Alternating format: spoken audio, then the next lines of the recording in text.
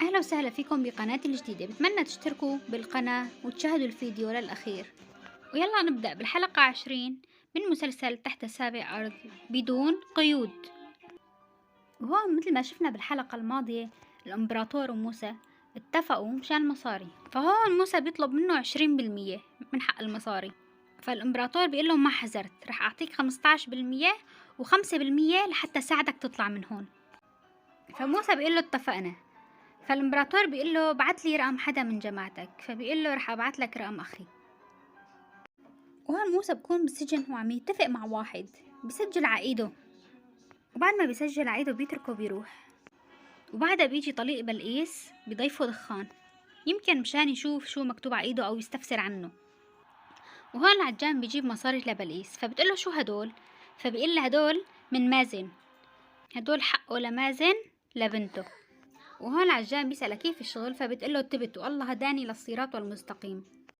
وهون العجان بيقلها لبلقيس انه بدي اشتري نص المبلغ يلي ضالل، يعني مثل السوق 20%. فبيرجع بيقلها بيعيني المبلغ واطلعي منه. فبيقلها حتى لو ما عندك اياه بس خبريني وانا بروح بجيبه. فبيقلها خدي المبلغ كامل وروحي اهربي سافري لعند بنتك. فبيقلها كمان رح ساعد ابوكي لحتى يطلع من الحبس. فبيرجع بيقول العجان ليش ما بدك تبيعيني المصاري؟ مشان زلمة؟ مشان موسى؟ رح يطلع مثله مثل يلي سبقوه ورح يبيعك عند أول مناسبة. وهون زي عن موسى زيارة، فبيقول له بالجلسة الجاية أو يلي بعدها الحكم رح يطلع، يعني غالبا رح تنقضى العقوبة ب6 شهور.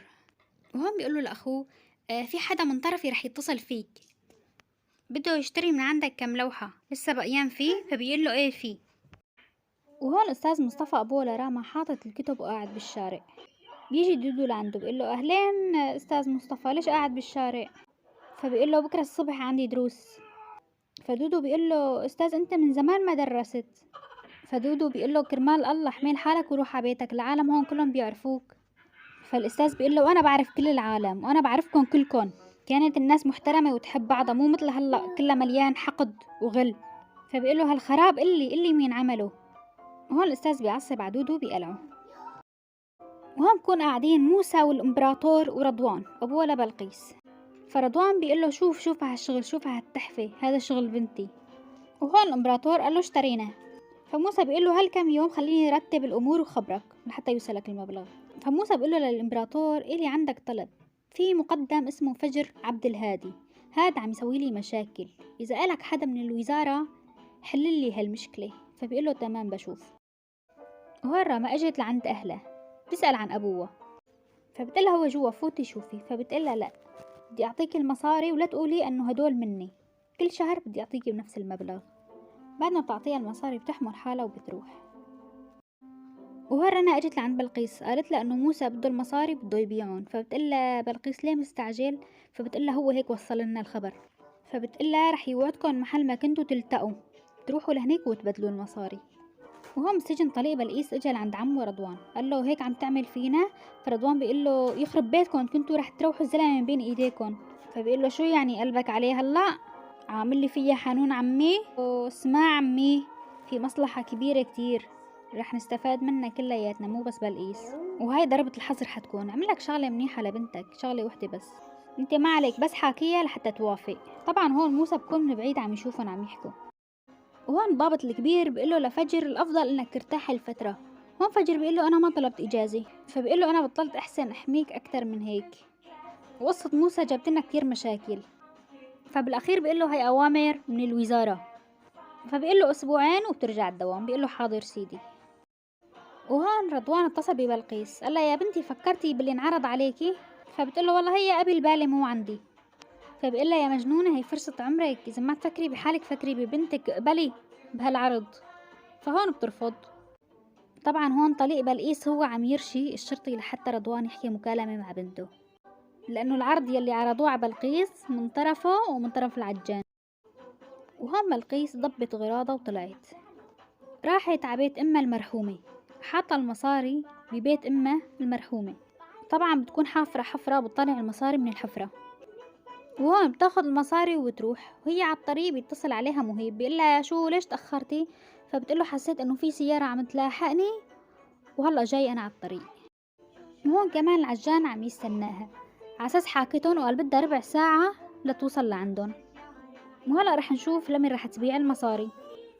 وهون الإمبراطور وموسى ورضوان كمان عم يستنوها وقالوا إنه تأخرت عساس لازم هلأ يتصلوا علي وعساس يستلموا المصاري. وهون الإمبراطور بيقوله لموسى جماعتك رح يتأخروا شوي. فهون موسى بيطلع برضوان فبيقول له موسى أنت حاكي شي؟ اللي ها إذا حاكي شي. فبيقول له لا من آخر زيارة ما شفته. فهون موسى بيعصب بيقوم بيضربه. وهون الإمبراطور بيقول له احكي شو حاكي معها يلا. وهون بلقيس عم يدق تليفونه من رقم خاص. وهون بيطلع موسى فبتقول له إن شاء الله يقبرني هالصوت. فبتقول له تأخرت لأنه حسيت في سيارة لحقتني لهيك. بترجع بتقول له لا ما فيني شي بس أنا هيك صوتي بيرجف لما بتأثر. فبتقول له أوكي عم بستناك وبحبك. وهون بيجي دور أدهم عم يتصل عليها فما بترد عليه.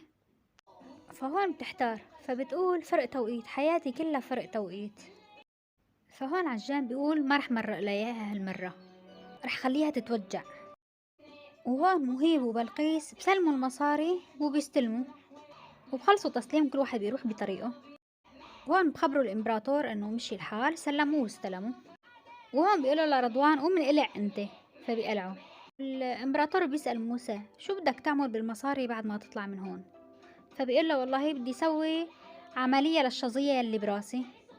فهون الإمبراطور بيضحك عليه بيقول له معقول في واحد بإيده منجم ذهب بيتركه وبيمشي ما بيشتغل فيه. فبيقول له يعني اشتغل بهالصنعة. فموسى بيقول له ما بتخاف حدا يسألني من أين لك هذا.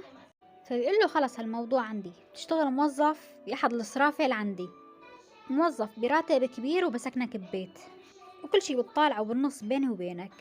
فهون موسى بيقول له انت شلون بتحسن توقف ضابط عن عمله وما بتحسن تطلع من السجن. فالإمبراطور بيقول له هي قصة طويلة في راسين كتير كبار بهالبلد ضحوا فيني لحتى حلوا المشكلة. فبيقول له الإمبراطور أنا تعودت على عيشة هون يعني لا يجي وقتي بحسن أطلع لا تاكل همي. فبيقول له كل شي موجود عندي لشو بدي أطلع كل شي بدي إياه عم بيصير لي. وهون صار وقت محكمة موسى والقاضي بيقول أنه انحكم عليه فقط لمدة 3 شهور وتم براءته من كل التهم المسلوبة إله يعني رح يطلع من السجن بعد 3 شهور. وهون بلقيس بتنصدم لما بتشوف بنتها بتقلها انتي شو جابك لهون. فبلقيس بتقلها شو بترجعي وما بتخبريني. فبتقلها عندي امتحانات لهيك اجيت. فهون بيجي مازن طليق بلقيس بيبارك له للضابط موسى. فبيقول له شو طالع اخلاق سبيل. فبيقول له بتعرف انه انا وبلقيس كنا سوا.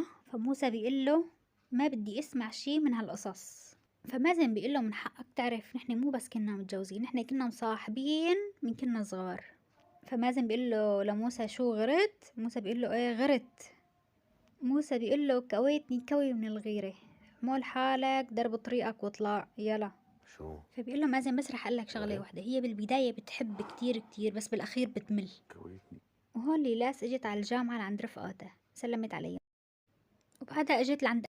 فبيقول لها سالت عنك وبعتلك على الفيس وعلى الانستا وما رديتي علي.